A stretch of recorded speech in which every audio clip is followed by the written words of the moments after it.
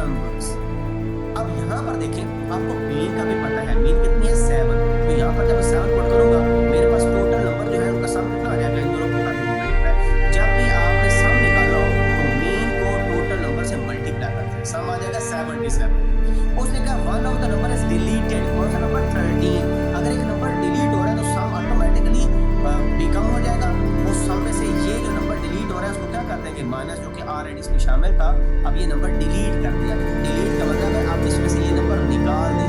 जब नंबर निकालेंगे 7 में 3 क्या 4 और 7 में क्या 6, 64 आपके पास आ जाएगा। अब वो कहता है what is the mean of the remaining 10 number. पर रिमेनिंग 10 नंबर का सम ये अपन, अब ये अपडेटेड सम है। ये क्या है, अपडेटेड सम। इसमें 13 डिलीट कर दिया। अब नंबर्स कितने हैं, क्योंकि नंबर अब 10 है, पहले 11 था, एक डिलीट हो गया।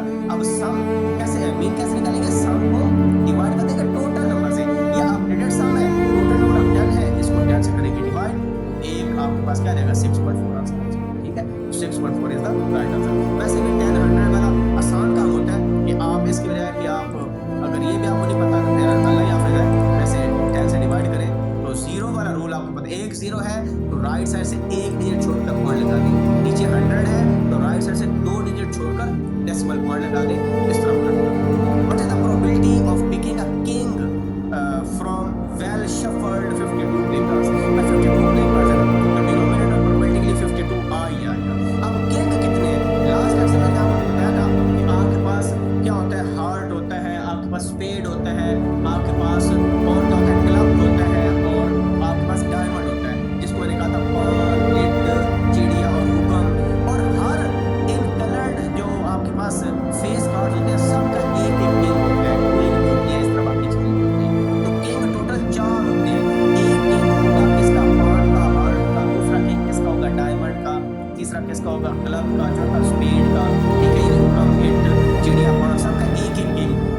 तो 4 by 52 तो 14 जो बजे होता है तो 1 by 13 क्या आ जाएगा आंसर। नहीं तो कैलकुलेटर यूज कर ले, अगर आपको इतनी नहीं आती तो सिंपल आपने 4 डिवाइडेड बाय 50 आपका आंसर आ जाएगा 1 by 13। ठीक है, so B is our right answer. और लास्ट जो क्वेश्चन है हमारा, a fair coin is tossed twice, 2 दफा कॉइन को टॉस किया, then the frequency of appearing head twice, यानी दोनों दफा आपका हेड आया। यानी आपके पास कॉइन था, एक कॉइन मेरे पास है, मैंने पहले उसको टॉस किया तो मेरा आया हेड, मैंने फिर उसको टॉस किया तो मेरा हेड आया, उसकी प्रोबेबिलिटी बताएं। तो ये तो एक ही दफा आ सकता है ना। देखिए ये जो सैंपल स्पेस आपकी बनती है ना, ये पहली आउटकम आई, ठीक है। तो ऐसा भी तो हो सकता था कि पहले हेड आया फिर टेल आ जाए, या पहले टेल आया फिर हेड हो, या दोनों दफा टेल आ जाए। क्योंकि जब आप एक कॉइन को 2 दफा टॉस करते हैं, पहले फेंका, पहले क्या आया,